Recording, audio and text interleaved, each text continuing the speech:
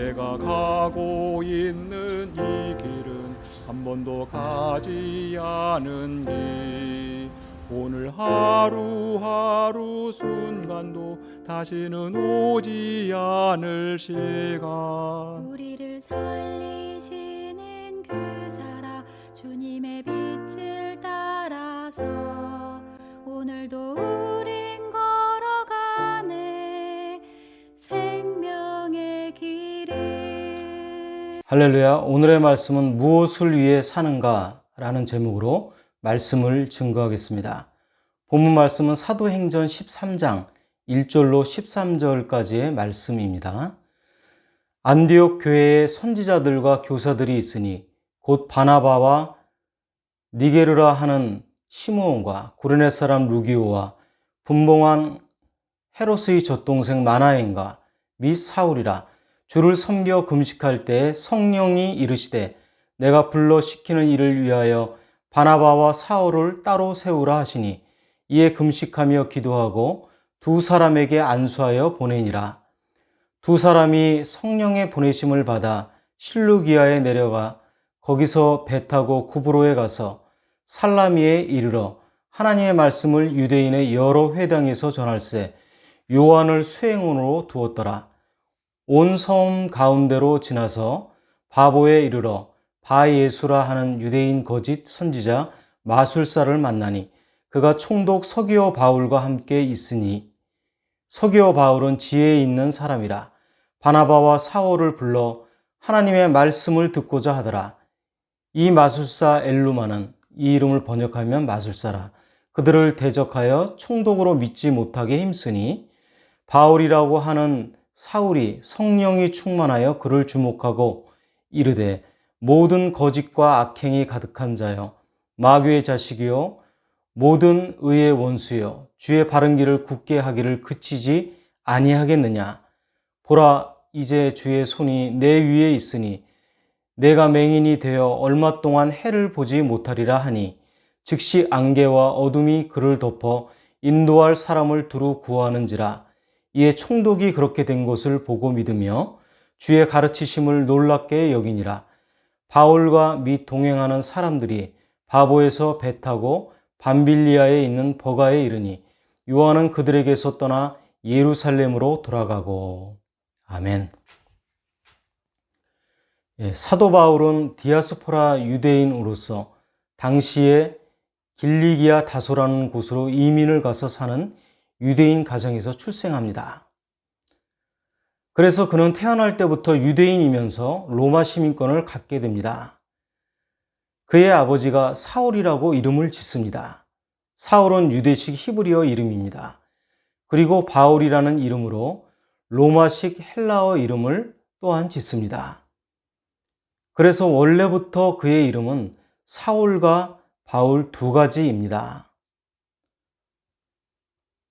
상황에 따라서 두 가지 이름을 모두 사용해 온 것입니다. 그의 이름과 더불어서 바울의 신앙 정신은 무엇인지 말씀을 통해서 살펴보도록 하겠습니다. 먼저 주님을 섬기기 위해 살았습니다. 주님을 위해 살려고 할 때 주님께서는 길을 열어주십니다. 또한 다른 길도 열어주십니다. 한마디로 우리가 기도할 때 분명하고 확실한 하나님의 문제가 해결되는 응답이 있게 되는 것입니다. 본문 2절 말씀입니다. 주를 섬겨 금식할 때 성령이 이르시되 내가 불러 시키는 일을 위하여 바나바와 사울을 따로 세우라 하시니. 아멘. 특히 금식 기도하는 자에게 분명한 응답이 있음을 알 수 있습니다. 금식 기도를 할 때조차도 주를 섬겨 한다고 성경은 말씀합니다. 우리는 무엇을 하든지 주님을 위해서 산다는 사실을 결코 잊어서는 안 되겠습니다. 금식 기도를 하는 게 얼마나 본인이 고통스럽습니까? 그런데 이 고통의 과정 속에서도 주님을 섬겨서 금식 기도한다라고 성경은 말씀합니다. 이럴 때 하나님께서 우리에게 기도의 응답을 주신다고 하는 말씀입니다. 바울이 바나바와 함께 처음으로 전도 여행을 떠나 도착한 곳이 구브로라는 섬입니다. 이 사이프러스라고 하죠. 지중해에 있는 섬입니다. 이 섬에서 복음을 전하다 처음으로 복음의 열매를 맺게 됩니다. 바로 이방인 가운데 첫 번째 개종자를 얻게 된 것입니다. 그 사람이 이 섬의 총독인 서기오 바울이라는 사람입니다. 본문 7절 말씀입니다. 그가 총독 서기오 바울과 함께 있으니 서기오 바울은 지혜 있는 사람이라 바나바와 사울을 불러 하나님의 말씀을 듣고자 하더라. 아멘. 이 서기오 바울이라는 사람이 자기 지역에 와서 복음을 전하는 바울과 바나바에 관한 소식을 듣게 됩니다. 그리고 하나님의 말씀을 듣기 위해 이 두 사람을 초청합니다. 그래서 바울이 서기오 바울을 만나서 복음을 드디어 전하게 됩니다. 우리가 누군가를 처음 만나서 자신을 소개하려 할 때 상대방과 동일한 것이 있는가 하는 것을 찾습니다. 이것을 소위 접촉점이라고 합니다. 전도는 가장 중요한 이 징검다리가 접촉점입니다. 접촉점을 내가 어떻게 적절하게 찾느냐에 따라서 전도가 성공할 수 있는 첫걸음을 걸을 수도 있고 그렇지 못할 수도 있기 때문이죠. 우선 로마 총독을 만나기에 자신이 로마 시민이라는 사실을 밝혔을 것입니다. 그리고 공교롭게도 총독의 이름은 서기오 바울입니다. 이 서기오라고 하는 뜻은 그물이라고 하는 뜻을 갖고 있습니다. 그리고 바울이라고 하는 이름이 사도 바울과 같은 이름이죠. 이 접촉종은 자신을 소개할 때 주로 사용하는데 고향이라든가 동문이라든가 취미라든가 하는 어떤 동일선상에서의 이야기를 나누는 것을 접촉점이라고 우리는 말할 수 있습니다. 그런데 놀랍게도 이 서기오 바울과 사도 바울의 접촉종은 이름이었습니다. 사도 바울이 전하는 말씀을 경청하고 서기오 바울은 예수를 그리스도로 영접합니다. 전도 여행 중에 이방인 가운데 첫 열매를 거두게 된 것입니다. 이 사건은 사도 바울에게 아주 귀중한 사건이었습니다. 소중한 일이기도 했습니다. 앞으로 이방 땅에서 복음을 전할 때 길잡이 역할을 하게 되는 귀한 선례를 남기게 된 것입니다. 이 사건을 통해서 사도 바울은 이방인들에게 바울이라는 이름이 사울이라는 이름보다 다가가기가 쉽고 대화하기가 훨씬 수월했던 그리고 효과적이라는 사실을 깨닫게 됩니다. 그래서 이 사건을 통해서 깨닫고 사도 바울이라는 이름을 계속해서 사용하게 됩니다. 본문 9절에서 바울이라고도 하는 사울이라는 말씀이 나옵니다. 여기에서 처음 바울이라는 이름이 등장합니다. 그런데 바울이라는 이름과 사울이라는 이름을 함께 사용합니다. 바울은 지금 자기 이름을 사울에서 바울로 전환해서 사용하려고 합니다. 이제는 주를 위해서 자기가 사울이 아니라 바울일 필요성을 크게 느끼고 있었기 때문입니다. 바울은 주를 위해 자기가 할 수 있는 모든 것을 다하며 살았습니다. 그 중에 하나가 대표 이름을 정하는 것입니다. 로마서 14장 8절 말씀입니다. 우리가 살아도 주를 위하여 살고 죽어도 주를 위하여 죽나니 그러므로 사나 죽으나 우리가 주의 것이로다. 아멘. 사도 바울은 이와 같은 자세로 살아갑니다. 살아도 주를 위해서 살고 죽어도 주를 위해 죽으려 한다는 것입니다. 주를 위해 살기 위해서는 고칠 것을 고치고 바꿀 것은 바꾸면서 살아간 것입니다. 그 대표적인 것이 바로 그의 이름입니다. 사울에서 주요한 이름이 바울로 바뀌게 된 것입니다. 다음으로 사명을 감당하기 위해 살았습니다. 초대교회에서 사도는 예수님의 12제자 가운데서 세움을 받았습니다. 그러나 바울은 예수님의 12제자가 명백히 아닙니다. 부활하신 주님께서 다른 사도들과 다르게 이방인의 사도로 직접 바울을 사도로 세우셨던 것입니다. 그래서 처음에는 바울이 그가 어떻게 사도냐 하는 논쟁이 생기기도 했습니다. 이 성경에서 말하는 사도라는 뜻은 그리스어입니다. 그리스어는 곧 헬라어죠. 이 그리스어 아포스톨로스에서 유래하는데 이 말은 보냄을 받은 자 또는 대리자라는 뜻을 갖고 있습니다. 사도 바울은 남다른 과정을 통해서 사도로 부름을 받았기에 그는 이렇게 간증합니다. 사도행전 22장 21절 말씀입니다. 나더러 또 이르시되 떠나가라 내가 너를 멀리 이방인에게로 보내리라 하셨느니라. 아멘. 네, 여기서 보내리라 하는 말이 바로 사도라는 뜻입니다. 바울은 직접 주님으로부터 이방인의 사도로 세움을 받았고 또 보냄을 받았다는 것입니다. 그리고 갈라디아 지방 교인들에게 이렇게 전하고 있습니다. 갈라디아서 2장 8절 말씀입니다. 베드로에게 역사하사 그를 할례자의 사도로 삼으신 이가 또한 내게 역사하사 나를 이방인의 사도로 삼으셨느니라. 아멘. 바울은 이방인의 사도로 부름을 받은 이후에는 그의 삶의 목표는 오로지 이방인에게 복음을 전하는 데 있었습니다. 우리가 사명을 감당하려면 영적인 도전이 어디로부터 오는지 깨닫고 응전의 태세를 항상 갖추어야 합니다. 그리고 누가 적이고 어디서 도전해 오는지를 정확히 우리는 파악해야 하는 것입니다. 본문 말씀 가운데 사도 바울이 구브로 섬에 가니 바예수라는 마술사가 큰 세력을 행사하고 있다고 합니다.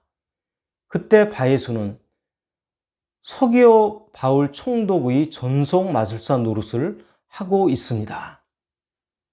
네, 우리나라의 기독교가 처음 들어왔을 때의 형편과 매우 비슷하게 보입니다. 기독교가 처음 조선에 들어왔을 때 샤머니즘 때문에 선교하면서 선교사들과 복음 증거자들이 많은 어려움을 겪었습니다. 사도행전 13장 8절 말씀입니다.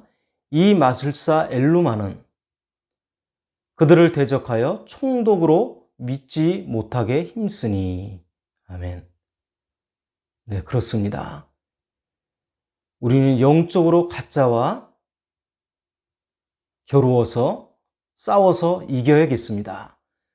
바예수라고 하는 이름의 뜻은 예수의 아들입니다. 얼마나 그럴듯한 신실한 이름입니까? 그런데 가짜를 단번에 알아본 사도 바울은 마술사 바에바를 단호하게 꾸짖습니다. 사도행전 13장 10절로 11절 말씀입니다. 이르되 모든 거짓과 악행이 가득한 자여 마귀의 자식이요 모든 의의 원수여 주의 바른 길을 굳게 하기를 그치지 아니하겠느냐. 보라 이제 주의 손이 내 위에 있으니 내가 맹인이 되어 얼마 동안 해를 보지 못하리라 하니 즉시 안개와 어둠이 그를 덮어 인도할 사람을 두루 구하는지라. 아멘. 이렇게 사도 바울은 예수의 이름으로 바예수의 눈을 멀게 했습니다. 사명 감당하려면 영적으로 가짜를 분별할 수 있는 눈을 얻어야 되겠습니다. 이건 기도하는 가운데 하나님께서 우리에게 주어지는 선물입니다. 신라에 들어왔던 경교에 대한 이야기입니다. 신라보다 앞서 7세기경에 중국에 경교가 먼저 들어갑니다. 경교는 그 경교의 속 내용은 사실은 네스토리오스파 그리스도교입니다. 그런데 이 경교는 단호한 면이 없었습니다. 중국 황제들과 가까이 하면서 이것도 좋고 저것도 좋습니다. 도교도 좋고 불교도 좋습니다. 라고 합니다. 그렇게 하다가 경교는 흔적만 남기고 존재도 없이 사라집니다. 그래서 우리는 영적 분별에 있어서 단호할 필요가 있습니다. 그때 비로소 사명을 감당할 수 있는 나 자신이 계속 존재할 수 있기 때문입니다. 사도 바울은 사명을 감당하기 위해 주님이 보내시는 곳곳마다 갔고 붙여주시는 사람들을 두루두루 만났으며 가는 곳곳에 교회를 많이 세웠습니다. 바울은 선교의 사명을 감당하기 위해 할 수 있는 모든 것을 시시때때로 도전하며 실천했습니다. 사명을 감당하려면 사도 바울과 같은 도전의식이 필요한 것입니다. 마지막으로 겸손을 지키기 위해 살았습니다. 이방 세계로 나가 복음을 전하려고 사울 대신에 바울이라는 이름을 사용하기 시작합니다. 우선 이것은 이방 세계의 유대식 이름보다 로마식 이름이 더 유용하기 때문입니다. 그러나 그 외에도 영적인 의미가 있다는 것을 발견할 수 있습니다. 이 바울이라는 이름, 즉 파울로스의 뜻은 작다라는 뜻이에요. 리틀이라는 뜻입니다. 아마도 장명한 이유는 바울의 아버지가 아이가 작고 약하게 태어났기 때문에 이름을 지은 곳에서 비롯되고 시작된 것이라고 생각이 듭니다. 시작은 이렇게 지어진 이름의 뜻이지만 의미는 그의 신앙이 성화되면서 그리스도를 믿는 신자가 되면서 의미가 새로 부여가 되기 시작합니다. 사도행전 13장 13절 말씀입니다. 바울과 및 동행하는 사람들이 바보에서 배 타고 밤빌리아에 있는 버가에 이르니 요한은 그들에게서 떠나 예루살렘으로 돌아가고. 아멘. 이 말씀에서부터 이름이 바뀌고 바울이라는 이름으로만 불리게 된 때입니다. 그런데 말이죠. 바울은 이방 세계로 선교하려고 할 때 자기가 정말 작은 자라는 사실을 뼈저리게 느꼈을 것입니다. 바로 바울은 유대인이기 때문입니다. 당시 로마 세계에서 유대인이라는 존재는 정말 내세울 것 없는 변방의 식민지 사람일 뿐입니다. 그래서 바울은 유대인으로서 위축감을 느꼈습니다. 여기서부터 나는 작은 자입니다. 그러나 하나님이 함께 하시는 자입니다. 라고 신앙 고백을 하는 바울의 이름의 의미가 담겨 있는 것입니다. 그런데 그의 겸손의 힘은 글로써 반전되며 나타내 보입니다. 고린도후서 10장 10절 말씀입니다. 그들의 말이 그의 편지들은 무게가 있고 힘이 있으나 그가 몸으로 대할 때는 약하고 그 말도 시원하지 않다 하니. 아멘. 당시 사람들이 바울이 쓴 편지를 읽을 때는 그 안에 담긴 능력을 느낄 수 있었다는 것입니다. 그러나 바울을 직접 봤을 때는 외모도 볼품도 없고 말도 제대로 하지 못한다는 생각이 들었다는 것입니다. 아마도 바울은 이런 점 때문에 일종의 열등감을 느끼며 살았을 것입니다. 그러나 그의 내면에 겸손의 힘이 느껴지는 부분이기도 합니다. 그래서 바울은 겉사람의 모습보다도 속사람의 깊이 자신을 낮출 줄 아는 사람입니다. 바울은 자신에 대해서 이렇게 설명합니다. 고린도전서 15장 8절로 9절 말씀입니다. 맨 나중에 만삭되지 못하여 난 자 같은 내게도 보이셨느니라. 나도 사도 중에 가장 작은 자라. 나는 하나님의 교회를 박해하였으므로 사도라 칭함 받기를 감당하지 못할 자니라. 아멘. 사도 바울은 자기가 부족한 채로 태어난 자요, 가장 작은 사도라고 합니다. 바로 여기서 자기를 낮출 줄 알았던 것입니다. 바울이라는 이름은 바로 이런 바울의 마음에 잘 어울리는 이름입니다. 이방인을 향한 선교 현장으로 달려나가며 더 낮은 자세로 섬기고 사역하겠다는 뜻과 다짐이 담겨 있습니다. 낮은 자세로 섬기는 사람을 통해서 가정이 변화하고 교회가 변화하고 그리고 세상이 변화합니다. 사도 바울은 작은 자로서 주님께서 보내신 곳에서 섬기면서 그곳에 놀라운 복음의 역사를 일으켰습니다. 우리도 바울처럼 작은 자로 살아가야 하겠습니다. 그러면 주님께서 우리를 통해서 세상을 변화시키고 바꾸도록 도우실 것이기 때문입니다. 네, 요즘 코로나 시대를 살아가면서 스포츠 경기를 봅니다. 스포츠 경기의 묘미는 열심히 뛰는 선수, 감독의 뛰어난 전략, 그리고 전술, 또한 심판진의 경기 운영 등이 어우러질 때 드러납니다. 그리고 관중의 열광적 응원이 더해질 때 맛이 더해집니다. 그런데 신종 코로나 바이러스 감염증 여파로 인해서 무관중 경기가 많이 열렸습니다. 무관중 시합을 볼 때마다 관중의 환호 속에서 치르는 경기와는 사뭇 다른 경기 같다는 느낌이 듭니다. 그렇지만 경기에 임하는 선수들을 보면 자세가 매우 진지합니다. 선수들은 최선을 다하는 것을 볼 수 있습니다. 왜냐하면 지금 관중석은 비어 있어도 그 경기가 생중계되고 기록에 남는다는 것을 선수들은 잘 알고 있기 때문입니다. 경기에 임하는 자세와 성적이 수치화되고 다음 해의 고과에 분명히 반영된다는 사실도 알고 있습니다. 네, 말씀을 정리합니다. 그리스도인이 세상을 살아갈 때도 같은 자세가 요구됩니다. 아무도 보는 이 없는 것 같지만 하나님은 보고 계십니다. 세상이라는 경기장에서 열심히 뛸 때 유일한 관중이신 하나님이 응원하고 계십니다. 우리는 그분 앞에서 최선을 다하면 되는 것입니다.